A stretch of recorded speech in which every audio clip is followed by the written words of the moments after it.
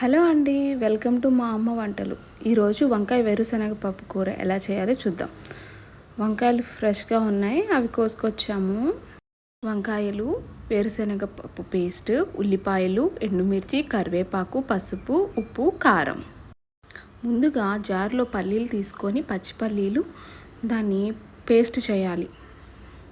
కొంచెం కొంచెం వాటర్ వేసుకుంటా బాగా ఫైన్గా పేస్ట్ చేయాలి. పేస్ట్ ఇలా ఉండాలి, మెత్తగా. ఇప్పుడు ఒక గిన్నె పెట్టుకొని దానిలో ఆయిల్ వేసి ఎండుమిరపకాయలు, ఆవాలు, జీలకర్ర, కొంచెం కరివేపాకు, ఆనియన్స్ కూడా వేసి కొంచెం సేపు ఫ్రై చేయాలి.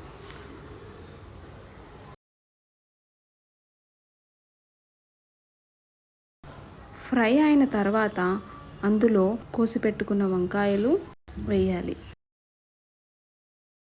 ఆ తర్వాత పసుపు, ఉప్పు, కారం వేసుకోవాలి.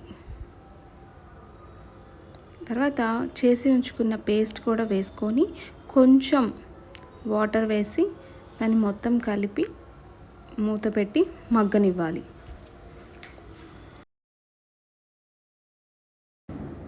మధ్య మధ్యలో తిప్పుతూ ఉండాలి, లేదు అంటే కింద అడుగు అంటుకుంటుంది. వంకాయ వేరుశనగ కూర రెడీ అండి.